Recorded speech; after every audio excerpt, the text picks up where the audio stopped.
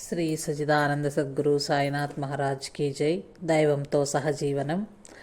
స్వామి రామకృష్ణానంద.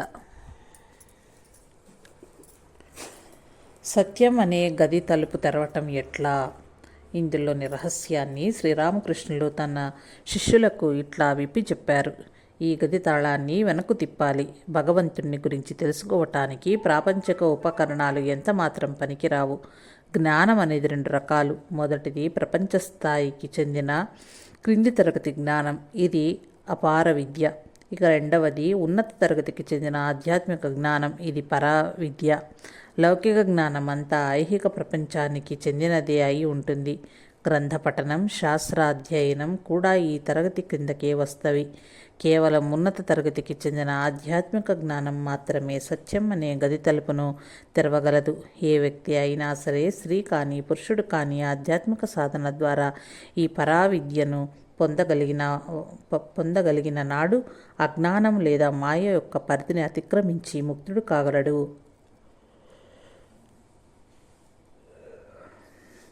రామకృష్ణానంద స్వామి. అప్పట్లో ఈయన పేరు శశిభూషణ్ చక్రవర్తి. యువకుడుగా ఉన్నప్పుడు ఉన్నతమైన ఆధ్యాత్మిక జ్ఞానాన్ని సముపార్జించటానికి బైబిల్ను, హిందూ మత గ్రంథాలను పఠించడం ద్వారాను, తత్వవేత్తలైన మహాపురుషుల జీవితాలను, బోధలను అధ్యయనం చేయటం ద్వారాను ఎంతో కృషి చేశాడు. సూఫీ వేదాంతుల రచనలో ఎంతో ఆధ్యాత్మిక పరిజ్ఞానం దాగి ఉన్నదని శశి ఒక మిత్రుడి ద్వారా విన్నాడు. తదనంతర కాలంలో ఈ విషయాన్ని శశి ఇట్లా గుర్తుకు తెచ్చుకున్నాడు. సూఫీ కవుల రచనల్లోని సౌందర్యం గురించి బాగా విని ఉన్నాను. అందుచేత ఆ సూఫీ కవుల రచనల మాతృకలనే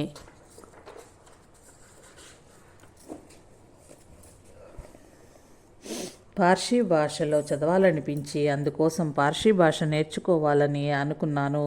ఆ భాషను నేర్పే పాఠ్యగ్రంథాలను ఎన్నింటినో కొని చాలా శ్రద్ధగా పార్సీ భాషను నేర్వసాగాను.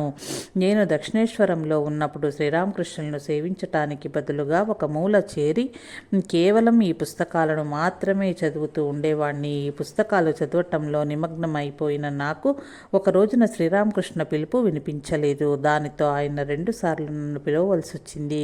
నేను ఆయన వద్దకు వెళ్ళగానే గురుదేవులు, నువ్వు ఏం చేస్తున్నావు అని నన్ను అడిగారు.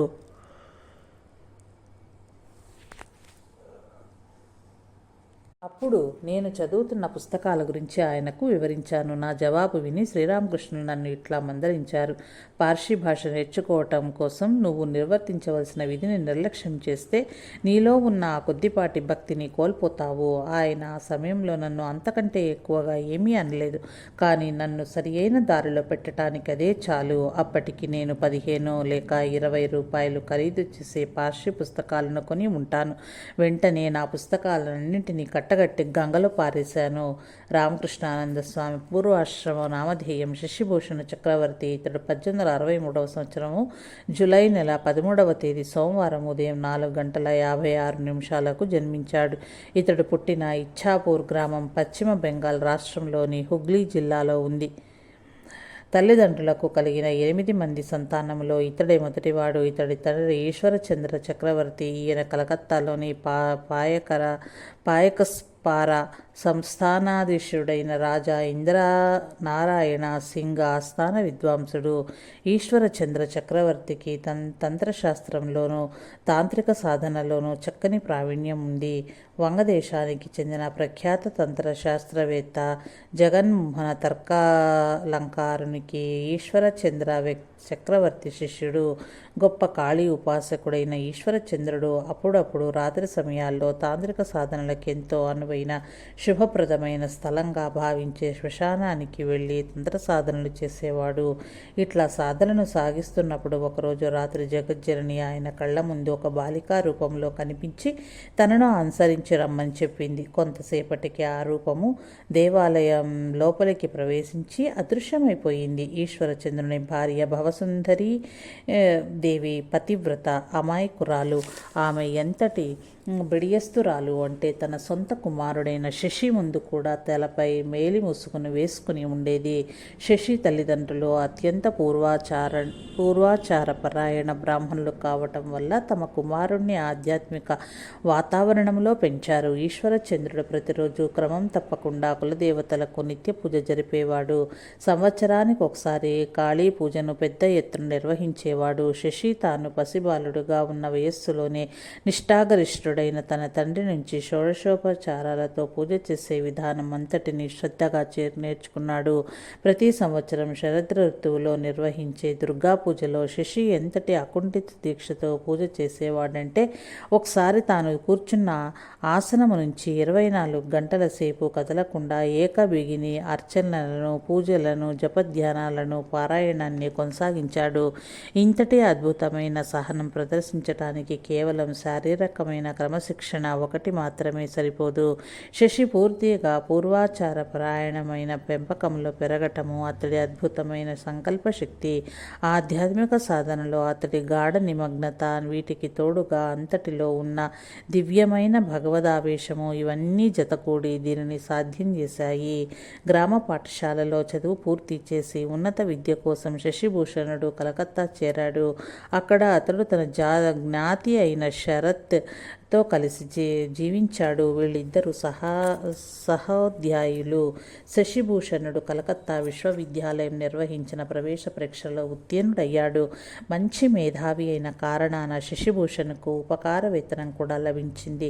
తర్వాత అతడు ఆల్బర్ట్ కళాశాల నుంచి ఎఫ్ఏ పరీక్షలో ఉత్తీర్ణుడయ్యాడు.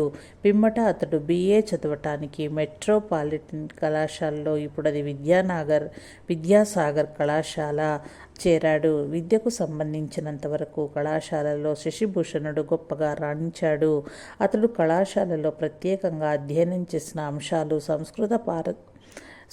సంస్కృత సారస్వతము, ఆంగ్ల సారస్వతము, గణితము, తత్వశాస్త్రము. కళాశాలలో చదివే రోజులలో శశి, శరత్ ఇద్దరు బ్రహ్మ సమాజంలో సభ్యులుగా చేరారు. బ్రహ్మ సమాజ నాయకులలో అగ్రగణ్యుడైన కేశవచంద్రసేన్ ఉపన్యాసాల వల్ల వీరిద్దరూ ఎంతో ప్రభావితులయ్యారు. శశిభూషణుడు కొంతకాలం పాటు కేశవచంద్రసేన్ కుమారుడికి ఇంటి వద్ద పాఠాలు కూడా చెప్పాడు. దక్షిణేశ్వరంలో శ్రీరామకృష్ణులతో శశిభూషణుడు అతడి యువమిత్రులు కేశవచంద్రసేన్ ద్వారా మొట్టమొదటిసారి శ్రీరామకృష్ణుని గురించి విన్నారు. ఆ సమావేశంలో కేశవుడు ఈ దక్షిణేశ్వర సాధు పొంగుని గురించి ఎంతో గొప్పగా స్లాంగ్ ఇచ్చాడు. ఆ సభలో కేశవుని పలుకులు విన్న ఆ యువకులంతా తమలో తాము ఇట్లా అనుకున్నారు: మనమంతా కేశవచంద్రసేనుని ఎంతో గౌరవిస్తాము. అలాంటి కేశవుడే పరమహంస పట్ల ఇంతటి గౌరవం ప్రదర్శిస్తున్నాడంటే ఆయనలో అసాధారణమైన ప్రజ్ఞ ఏదో ఉండి తీరాలి.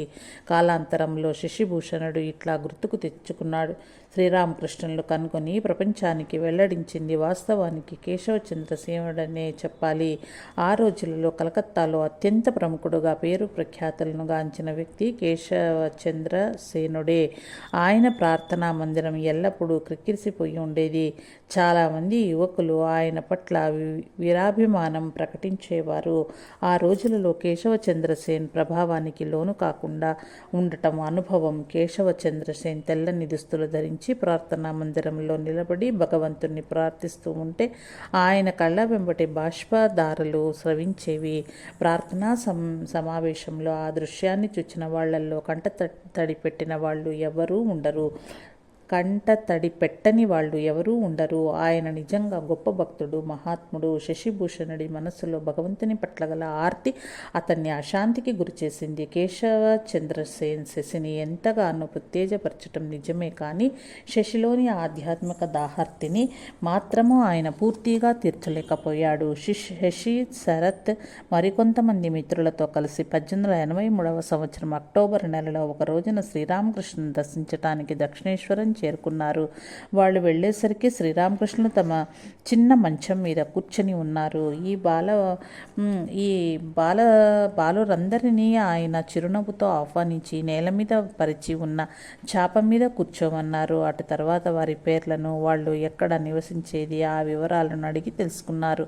ఆ బాలురంతా కేశవుని బ్రహ్మ సమాజానికి చెందిన వాళ్ళని తెలుసుకుని పరమహంస ఎంతో సంతోషించారు. శశి శరత్లను చూడగానే వాళ్ళ ఇద్దరు తన స్వజనం అని గురుదేవులు గుర్తించారు. వాళ్లల్లో ప్రజ్వరిల్లుతున్న వైరాగ్యాన్ని గమనించి పరమహంస ఇలా అన్నారు: ఇటుకలు, పెంకులు పచ్చిగా ఉన్నప్పుడే వాటి మీద వ్యాపార చిహ్నం ముద్రించి తర్వాత వాటిని కాలిస్తే ఆ చిహ్నం శాశ్వతంగా నిలిచిపోతుంది.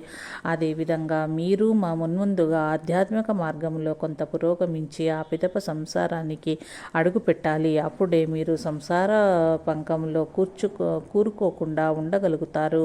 కానీ ఈ రోజుల్లో తల్లిదండ్రులు తమ సంతానానికి అతి చిన్న వయస్సులోనే పెళ్లిళ్ళు చేసేస్తున్నారు.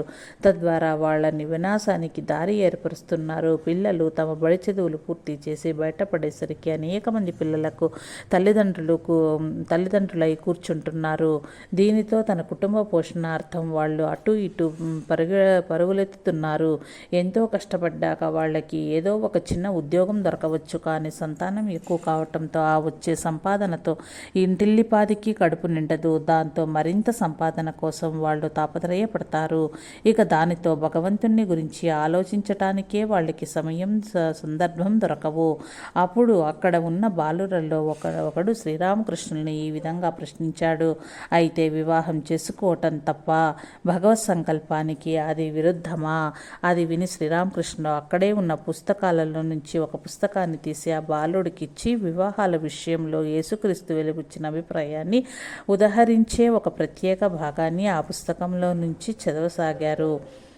చదవమని ఆదేశించారు. అందులో ఈ విధంగా వ్రాయబడి ఉంది: కొందరు తల్లి గర్భము నుంచి బయటకు వచ్చేటప్పటికీ నపుంసకులుగా పుడుతున్నారు.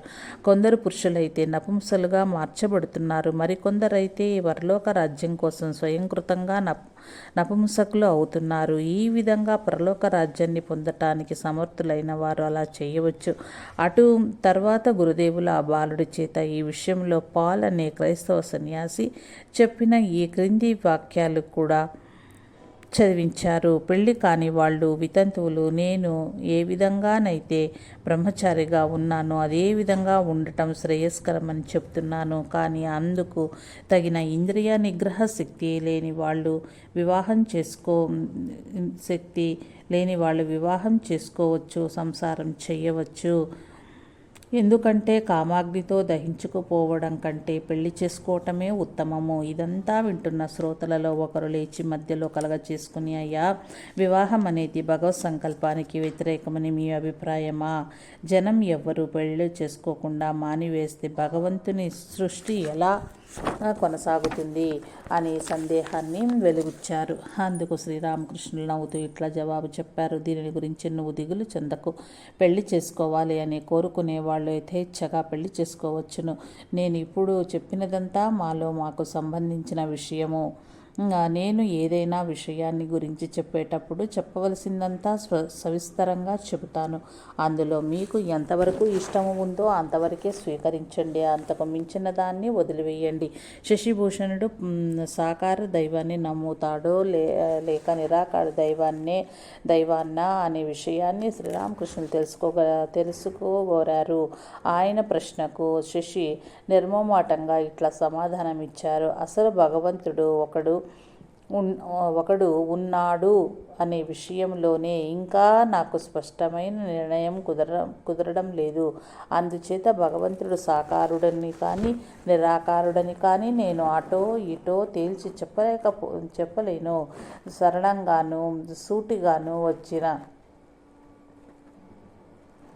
ఈ సమాధానం విని శ్రీరామకృష్ణుడు సంతోషించారు. ఆ బాలురిక ఇళ్లకు తిరిగి వెళ్ళటానికి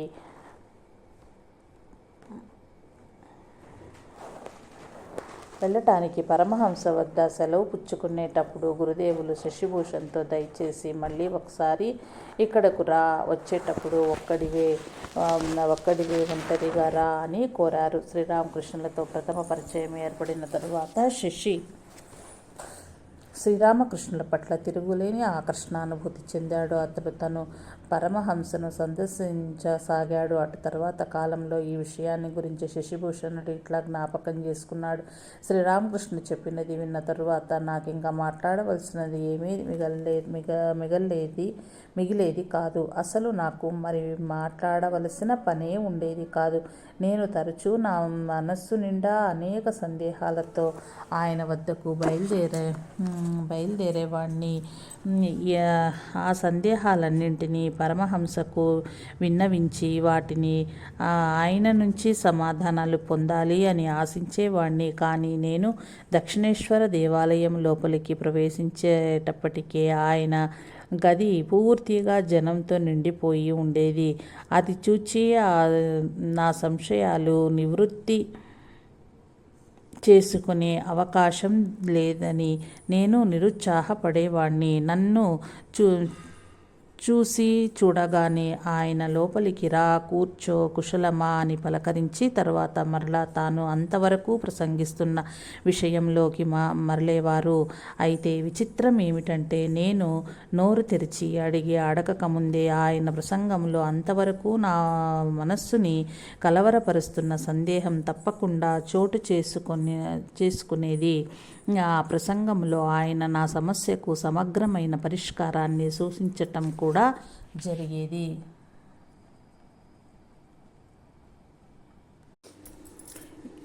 ఎవరినైనా సరే గురుదేవులు తన అంతరంగ శిష్యుడిగా చేర్చుకోవటానికి ముందు అనేక రకాల పద్ధతులు ఉపయోగించి వారి నిజాయితీని పరీక్షించి నిర్ధారణ చేసుకునేవారు. శ్రీరామకృష్ణుల మహాసమాధి తర్వాత చాలా కాలానికి దక్షిణేశ్వరంలో జరిగిన ఈ క్రింది సంఘటనలు రామకృష్ణానంద స్వామి పరమానంద స్వామికి వెల్లడించారు. అటు తర్వాత అనేక సంవత్సరాలకు పరమానంద స్వామి దీనిని తన అమెరికన్ శిష్యులకు ఇలా తెలియచేశారు. రామకృష్ణానంద స్వామి మొట్టమొదటిసారి శ్రీరామకృష్ణుల వద్దకు వచ్చినప్పుడు ఆయన శ్రీరామకృష్ణుల పాదాన్ని సృజించి ఆయన పాదధూళి స్వీకరించాలని ఆశించాడు. మహాత్ములు తమ పాదధూళిని అనుగ్రహించడమే వారి మహత్తర ఆశీస్సుగా భారతదేశంలోని భక్తులు భావిస్తారు. కానీ ఆ రోజున పరమహంస తన పాదాలను రామకృష్ణానంద స్వామి సృజింప వీలు కాకుండా కాళ్ళు వెనక్కు లాక్కున్నారు. ఆయన పాదధూళిని పొందతగిన అర్హత లేనందునే గురుదేవులు ఆ విధంగా తన పాదాలను వెనక్కు తీసుకున్నారని రామకృష్ణానంద స్వామి భావించారు.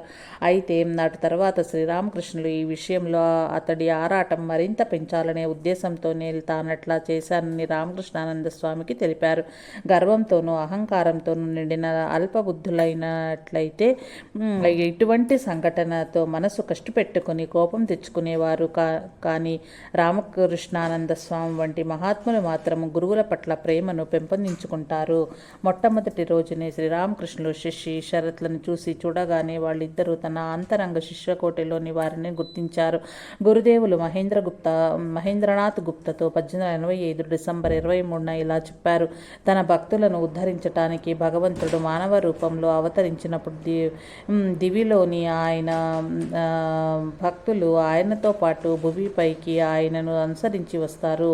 అందులో కొందరు అంతరంగం కోటికి చెందిన భక్తులు కాగా కొందరు బాహ్య కోటికి చెందిన భక్తులై ఉంటారు. మరికొందరు అవతార పురుషుని భౌతిక పరమైన అవసరాలు తీర్చటానికి రసధారులుగా జన్మిస్తారు. నా భక్తులు ఇక్కడికి రావటానికి ముందే వాళ్ళు ఏ కోవకు చెందినవారో ఆ జగన్మాత నాకు వెల్లడి చేసేది. శశి శరతులు ఇద్దరు యేసుక్రీస్తు యొక్క అనుయాయులని ఒక దివ్య దృశ్యంలో నేను గమనించాను.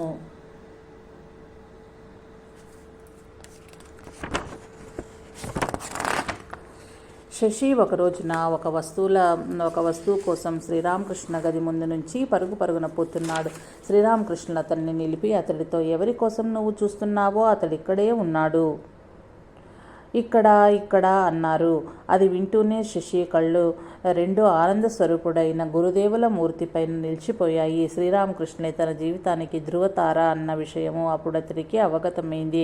క్రమక్రమంగా కాలం గడిచే కొద్దీ శశికి నరేంద్రుడితోనూ గురుదేవుల ఇతర శిష్యులతోనూ పరిచయం ఏర్పడింది. ఒక రోజున శశి శరత్లు నరేంద్రుడి ఇంట్లో అతన్ని కలుసుకున్నారు. అప్పుడు వాళ్ళు గురుదేవుల గురించి గంటల కొద్దీ ముచ్చటించుకున్నారు. ఆ రోజున శశి శరత్లలో నరేంద్రుడు ఇట్లా అన్నాడు: ప్రేమ, భక్తి, దివ్యమైన జ్ఞానము, ముక్తి ఇది అది ఏమిటి? ఏది కోరుకుంటే దానిని ఆయన తనకిష్టమైన వారిపైనే అనుగ్రహిస్తున్నారు. ఆయనది అంతటి అద్భుతమైన శక్తి. ఆయన ఏది తలుచుకుంటే అది చేయగలరు. ఇతర శిష్యులు ఆనంద పారవశ్య స్థితులను, భక్తిని అనుభవంలోకి తెచ్చుకోవటం గమనించిన శశి ఒక రోజున తనకు కూడా ఆధ్యాత్మిక అనుభవాలను అనుగ్రహించవలసిందిగా గురుదేవులను ప్రార్థించాడు. అది విని గురుదేవులు అతనితో, ఆ విధమైన అనుభవం కనుక నీకు లభిస్తే అటుపైన నువ్వు నాకు సపర్యలు ఏమి చెయ్యలేవు అని చెప్పారు. అది వినగానే శశిభూషణుడు, అలా అయితే నాకు ఆ అనుభవాలు ఎంత మాత్రం అక్కర్లేదు. మీకు సేవలు నరించే అవకాశాన్ని దూరం చేసే ఆ పారవశ్య స్థితులను నేను ఎంత మాత్రం లెక్క చెయ్యను అన్నాడు. ఇంకొక రోజున శశి ఒక గుడ్డ మొక్కను చించవలసి వచ్చింది. అతడు ఆ గుడ్డ మొక్కను పరపరా చించుతూ పెద్ద చప్పుడు చేశాడు. ఆ చప్పుడు విని గురుదేవులు ఒక్కసారి ఉలికిపడ్డారు. సమస్త ప్రకృతిలోనూ తానే ఉన్న అద్వైత ఏకత్వానుభూతి కలిగిన శ్రీరామకృష్ణులు శశి ఆ విధంగా గుడ్డ ముక్కను పరపరా చప్పుడు చేస్తూ చించుతూ ఉంటే తన హృదయాన్ని చీల్చుతున్నట్లుగా అనుభూతి చెందారు. ఆధ్యాత్మికంగా ఎంతో ఉన్నత శిఖరాలను అందుకున్న మనిషి యొక్క భౌతిక, మానసిక వ్యవస్థలు చాలా సున్నితంగా ఉంటవి. తన శిష్యుని మొరటు ప్రవర్తన నచ్చని గురుదేవులు శశికి ఇట్లా చెప్పారు: నువ్వు ఏం చేస్తున్నావు? గుడ్డని ఎప్పుడు అట్లా దురుసుగా చించవద్దు. అట్లా చేస్తే నాలోని స్పర్శ శక్తి, కుండలిని శక్తి నిన్ను కాటు వేయగలదు. జాగ్రత్త. బాల్యం నుంచి శశికి ఆధ్యాత్మిక గ్రంథాలంటే చాలా గౌరవము, మర్యాద ఉండేవి. బైబిల్ గ్రంథాన్ని, చైతన్య మహాప్రభు జీవితాన్ని వర్ణించి చెప్పే చైతన్య చరితామృతాన్ని అతడు అమిత శ్రద్ధతో పఠించాడు. తత్వవేత్తలైన మహాత్ముల జీవిత చరిత్రలు ఎన్నింటినో అతడు చదివాడు. మతపరమైన సాధనలను, ఆచారాలను తూచా అనుసరించేవాడు. చైతన్య మహాప్రభు జీవిత చరిత్ర చదివిన తరువాత తాను ఇక మిగిలిన జీవితం అంతా పూర్తి శాకాహారిగానే ఉండాలని నిశ్చయించుకున్నాడు. శ్రీరామకృష్ణులు కూడా అతన్ని కేవలం శాకాహారం మాత్రమే తినమని, వర్ణధర్మం పాటించమని హితవు చెప్పారు. కాలాంతరంలో దక్షిణ భారతదేశంలోని పూర్వాచార పరాయణుల మధ్య అతడు పనిచేయటానికి ఇది ఎంతో దోహదపడింది. తన శిష్యులు ఎల్లప్పుడూ శారీరకంగాను, మానసికంగాను పరిశుద్ధంగా ఉండాలని గురుదేవులు కోరేవారు. ఒక రోజున ఆయన శిష్యుతో ఇట్లా చెప్పారు: నువ్వు రోజు నీకు నాలికను శుభ్రంగా గీచుకుంటూ ఉండు, లేకపోతే నీ చేతితో ఇచ్చింది ఏదీ నేను తినను. శ్రీరామకృష్ణుల పరిశీలన అంత సూక్ష్మంగా ఉండేది. ఒక రుచికరమైన వంటకాన్ని తయారు చేయటానికి ఎంతో శ్రమించాలి. దానికి ఎంతో సమయం తీసుకుంటుంది. కానీ దాన్ని తినటానికి ఎంతో సమయం అక్కర్లేదు. అదేవిధంగా భగవత్ సాక్షాత్కారం పొందాలంటే అందుకు ఎంతో సన్నద్ధత, శిక్షణ కావాలి. అయితే ఆ సాక్షాత్కారం మాత్రం ఒక రేపపాటు కాలంలో లభించవచ్చు. అందువల్ల శ్రీరామకృష్ణుల వంటి దివ్య పురుషులు తన శిష్యులకు ఈ విషయంలో ఏ విధంగా శిక్షణ ఇచ్చాడో తెలుసుకోవటం చాలా ముఖ్యము. ఈ విషయాన్ని శశి వంటి ఆయన శిష్యులు వ్రాసిన వ్రాతల మూలంగాను వాళ్ళ జ్ఞాపకాల ద్వారాను తెలుసుకోవచ్చును. శ్రీరామకృష్ణుల శిష్య శిక్షణా విధానాన్ని గురించి శశి జ్ఞాపకాలు ఈ విధంగా ఉన్నాయి. దక్షిణేశ్వర దేవాలయంలో సాధారణంగా ఒక ఆదివారం నాడు మాత్రమే బాగా రద్దీగా ఉండేది. మిగిలిన 6 రోజులు గురుదేవులు ఒక్కరే తాను ఎంపిక చేసుకున్న ముఖ్య శిష్యులు కొద్దిమందితో కలిసి ఏకాంతంగా ఉండేవారు. ఆయన శిష్యులలో ప్రతి ఒక్కరూ ఆయనతో ఉండేవారు కారు. ఎవరినైతే పరమహంస ఎంపిక చేశారో వాళ్లకు మాత్రమే ఆయనతో సన్నిహితంగా ఉండే అవకాశం లభించేది. అయితే వాళ్లను ఆయన తనతో ఎందుకు అట్టే పెట్టుకునేవారు? ఎందుకంటే వాళ్లను పరిపూర్ణులుగా తీర్చిదిద్దటానికి. ఒక బంగారపు ముద్దను తీసుకుని కంసాలి దాన్ని అందమైన ఆభరణాలుగా మలిచిన రీతిగా ఆయన తన ముఖ్య శిష్యుల జీవితాలలో పరివర్తన తీసుకువచ్చి వాళ్లను సక్రమంగా మలిచేవారు. ఆయన తమపై వేసిన ముద్రను ఆ శిష్యులు ఎన్నిటికీ మరవలేరు. ఎవరైనా ఒక వ్యక్తి తనను సేవించటానికి అర్హుడా కాదా అనే విషయాన్ని ఆ వ్యక్తి ముఖం చూసి చూడగానే తెలుసుకోగల ఒక అద్భుత శక్తి శ్రీరామకృష్ణులకు ఉండేది. కొన్నిసార్లు కొంతమంది జనం వచ్చి ఆయనతో కలిసి ఉండాలనుకునేవారు. కానీ తనతో గడపటానికి వాళ్ళు అనర్హులని గుర్తించిన శ్రీరామకృష్ణులు వాళ్లతో ఒక చిన్న పిల్లవాడు నిర్మమాటంగా పలికినట్లుగా ఏ సంకోచం లేకుండా నువ్వు ఇంటికి వెళ్ళటం మంచిది అనేవారు. దక్షిణేశ్వర దేవాలయంలో అప్పుడప్పుడు సంతర్పణ జరిగేది. శ్రీరామకృష్ణుడు తన శిష్యులతో వచ్చి ఆ విందులో కూర్చునేవారు. ఒక్కొక్కసారి కళంక చరిత్ర గల ఒక వ్యక్తి తాను మంచివాడుగా అగబడాలని సరాసరి అక్కడికి వచ్చి శ్రీరామకృష్ణుల ప్రక్కనే కూర్చునేవాడు. వెంటనే శ్రీరామకృష్ణులు ఆ వచ్చిన వ్యక్తి శీలాన్ని తెలుసుకుని ఇక్కడకు వచ్చినవాడు అంత మంచివాడు కాడు, వీడు నా శిష్యులను పాడు చేస్తాడు అనేవారు. ఏమాత్రం సంశయించకుండా ఆ వ్యక్తిని అక్కడి నుంచి బయటకు పంపివేసేవారు.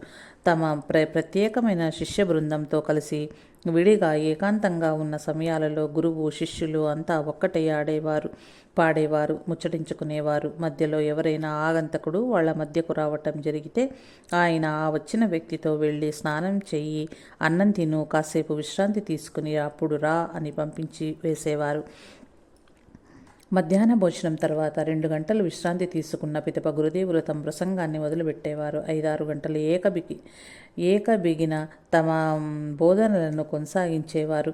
తన ప్రసంగాన్ని ఎప్పుడు ఆపాలో ఆయనకు తెలిసేది కాదు. ఒక్కొక్కసారి గురుదేవులు ఉదయం 4 గంటలకు నిద్రలేచేవారు. తన గదిలో నిద్రిస్తున్న శిష్యులను పిలుస్తూ, మీరంతా ఏం చేస్తున్నారు? గురకపెట్టి నిద్రపోతున్నారా? నిద్ర లేవండి, మీ చాప మీద కూర్చుని ధ్యానం మొదలుపెట్టండి అని హెచ్చరించేవారు. ఒక్కోసారి ఆయన అర్ధరాత్రి నిద్ర మేల్కొనేవారు. ఆ సమయంలో శిష్యులను పిలిచి మిగిలిన రాత్రంతా భగవన్నామ సంకీర్తన చేయించేవారు. అప్పుడు ఆయన శిష్యులంతా చిన్న వయస్సులో ఉన్నారు. వాళ్ల వయసు 20 సంవత్సరాలకు లోపు లేదా 20కి కొంచెం ఎక్కువ మాత్రమే. 2 శిష్యులకైతే పట్టుమని పూర్తిగా 16 సంవత్సరాల వయసు కూడా లేదు. ఆ వయసులలో ఉన్న శిష్యులపైన గురువు చెప్పిన దాని ప్రభావం ఎక్కువగా పడే అవకాశం ఉంది. వాళ్ళందరినీ పసిపిల్లలాగా భావించి గురుదేవులు వాళ్లతో కలిసి ఆటపాటలు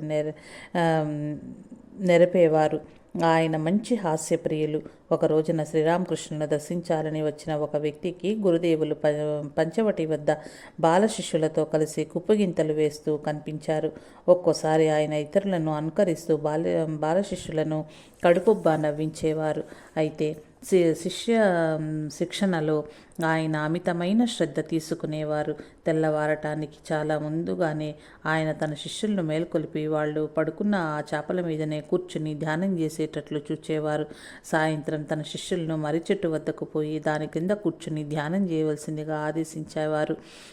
నేను చేసిన సాధనల్లో మీరు 16వ వంతు సాధన చేసినా చాలు, మీరు గమ్యాన్ని చేరగలరు అని శ్రీరామకృష్ణులు చెప్పేవారు. అయితే ఎవరికి వాళ్ళు తమకు తాముగా ఆ 16వ వంతు ధ్యానం చేయటం మాత్రం తప్పనిసరి.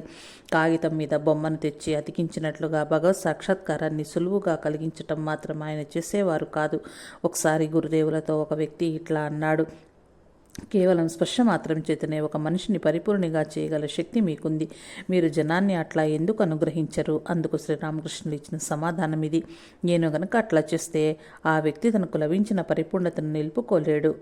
తమంత తాముగా సాధనలు చేసి అభివృద్ధి సాధించి పరిపూర్ణతను సిద్ధమవ్వాలి. ఆయన శిక్షణ ఎంతో విలక్షణంగా ఉంటుంది. అన్నీ వదిలిపెట్టివేయమని ఆయన చెప్పేవారు కారు. అందుకు మారుగా ఇట్లా చెప్పేవారు, నా బిడ్డల్లారా, మీరు కోరుకునే వాటినన్నింటినీ అనుభవించి ఆనందించండి. మీ ఆనందం కోసమే జగజ్జనని ఈ విశ్వాన్ని సృష్టించింది. అయితే మీరు ఆనందం అనుభవించేటప్పుడు మీకు లభించిన ఈ ఆనందం అంతా మీ సమర్థత వల్ల లభించింది కాదు. అదంతా కేవలం అమ్మ అనుగ్రహం వల్ల మాత్రమే లభిస్తోంది అన్న విషయం సదా గుర్తుంచుకోండి. మీ ఆనందంలో ఆమెను ఎన్నడూ మరవకండి. ఆనందం అంతా ఆమె నుంచే లభిస్తోందని ఎప్పుడూ గుర్తుంచుకోండి.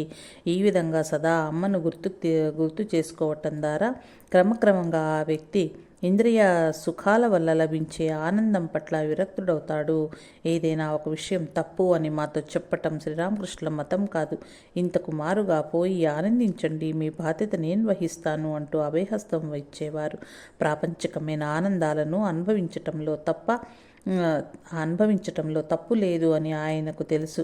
ప్రాపంచిక ఆనందాలను రుచి చూడటం వల్ల వాటి నిష్ప్రయోజకత్వము తన శిష్యులకు అర్థమవుతుంది.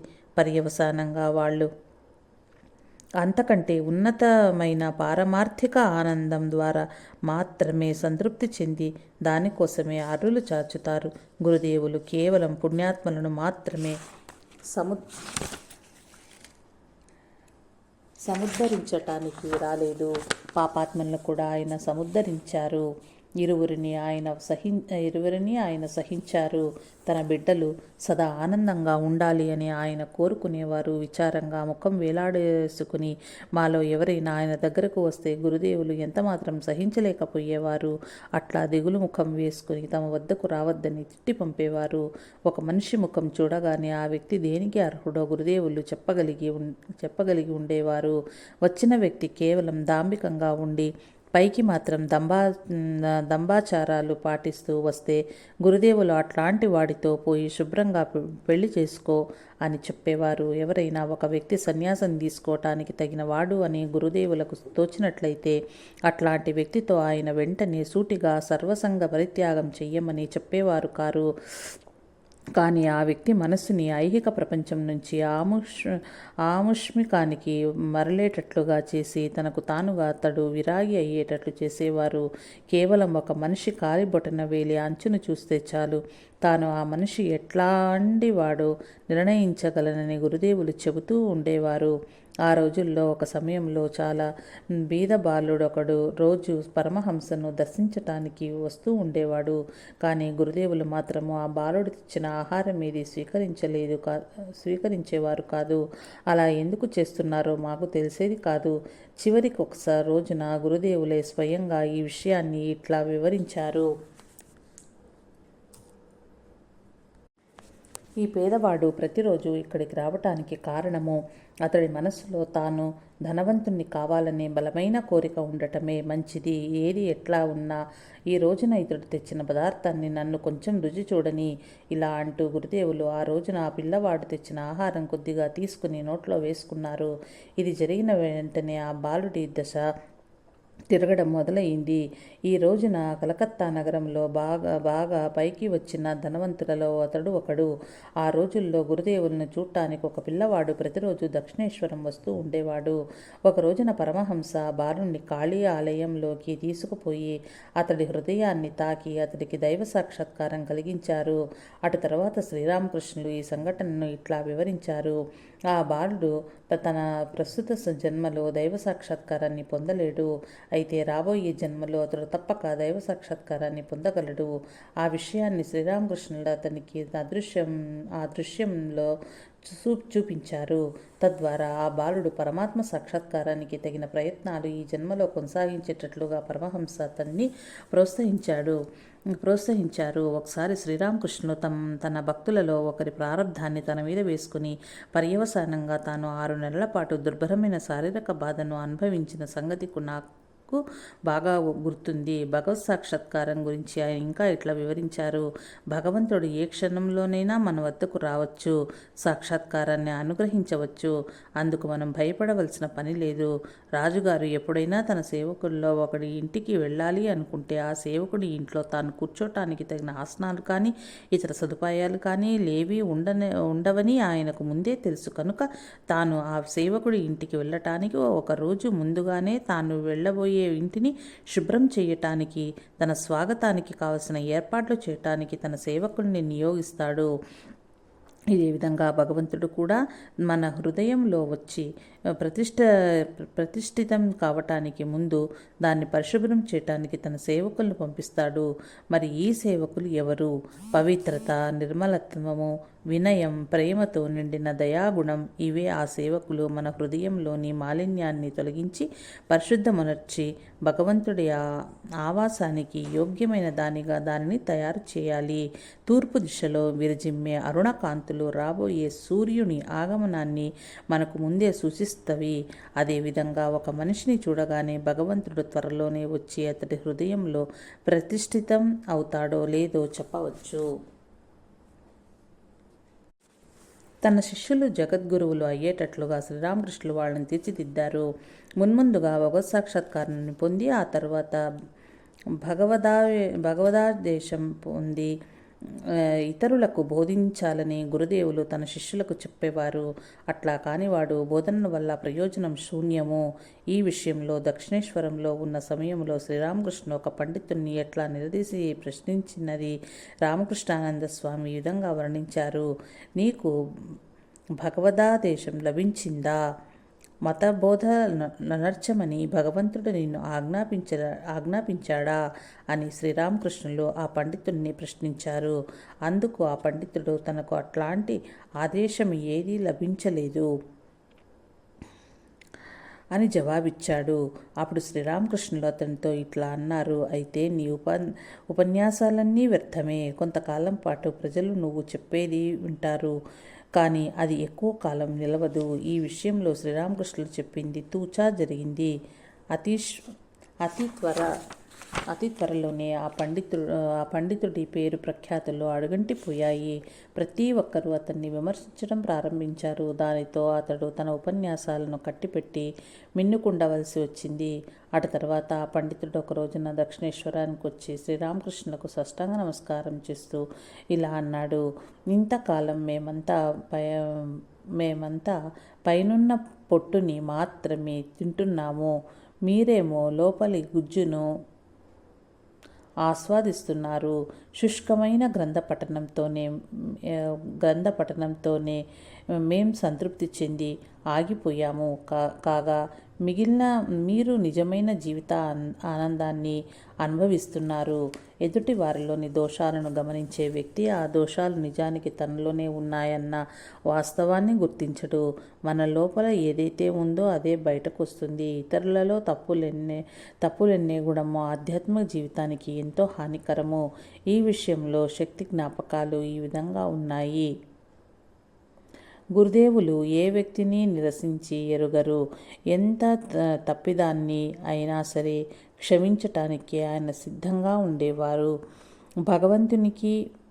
భగవంతుడికి మనిషికి మధ్య తేడాని ఆయన ఈ విధంగా వివరించేవారు. భగవంతుణ్ణి సేవించటంలో మానవుడు 99 సార్లు విఫలమై 100సారి కొద్దిపాటి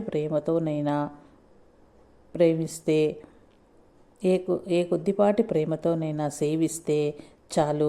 తన పట్ల ఆ మానవుడు గతంలో చేసిన 99 అపచారాలను మర్చిపోయి భగవంతుడు చూడు, ఈ రోజున నా భక్తుడు నన్ను ఎంత బాగా సేవించాడోనని మెచ్చుకుంటాడు. కానీ ఒక మానవుడు వేరొక మానవుడిని 99 సార్లు సక్రమంగా సేవించి 100వసారి సేవించకపోతే అతడు అంతకుముందు 99 సార్లు తనను చేసిన సేవలన్నీ మర్చిపోయి ఒక రోజున ఈ దుర్మార్గుడు నన్ను సేవించలేదు అంటూ నిందిస్తాడు. ఏ వ్యక్తిలోనైనా సరే లవలేశము నుంచి ఉంటే చాలు. పరమహంస అతనిలోని మంచినే గమనించేవారు. అతనిలోని మిగిలిన చెడునంతటినీ ఆయన ఉపేక్షించేవారు. మనలో ఎవరి పట్లైనా ప్రేమ కలిగితే ఆ ప్రేమ మన చేతులలో, ప్రవర్తనలో, భావనలో అభివ్యక్తం అవుతుంది. నిజమైన ప్రేమికుడు ఎప్పుడూ తనకున్నది అర్పించటానికే సిద్ధపడతాడు. ప్రేమికుడు తన శరీరము, మనస్సు, సంపద, ఆస్తి, తమకున్న సర్వస్వము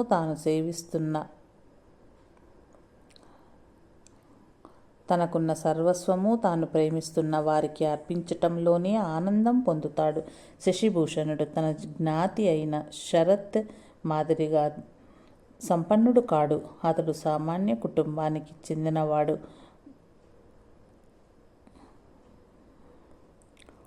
గురుదేవులకు మంచు ముక్కలు అంటే ఎంతో ఇష్టమని తెలిసిన శశి ఒకరోజు కలకత్తాలో ఒక పెద్ద మంచు ముక్కను కొన్నాడు. దాన్ని దక్షిణేశ్వరం వరకు తీసుకెళ్లేటప్పుడు దారిలో ఎండవేడిమికి అది కరిగిపోకుండా అతడు దానికి ఒక కాగితంలో భద్రంగా చుట్టి ఆ కాగితం చుట్టూ మరలా ఒక తువ్వాలు చుట్టి బయలుదేరాడు. మండుటెండలో కలకత్తా నుంచి దక్షిణేశ్వరానికి 60 మైళ్ళ దూరం కాలినడకన ప్రయాణించాడు. పైన మండుతున్న సూర్యుని వేడికి అతడి శరీరమంతా బొబ్బలెక్కిపోయింది. గురుదేవులు శశిని చూడగానే తానే ఆ బాధను భరిస్తున్నట్లుగా హాహా అన్నారు. సంగతి ఏమిటిని అడిగిన శశి ప్రశ్నకు జవాబుగా శ్రీరామకృష్ణులు ఎండవేడిమికి కమిలిపోయిన శశి శరీరాన్ని చూడగానే తన శరీరం కూడా మంటలెత్తటం ప్రారంభించింది అని వివరించారు. తన పట్ల శక్తిగల ప్రేమను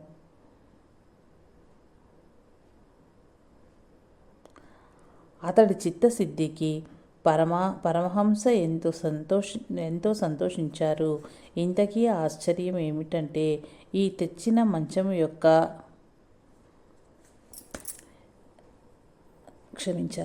అతడి చిత్తశుద్ధికి పరమహంస ఎంతో సంతోషించారు. ఇంతకీ ఆశ్చర్యం ఏమిటంటే శశి తెచ్చిన మంచు ముక్క దారిలో ఎంతమాత్రం కరిగిపోలేదు. జై సాయి మాస్టర్.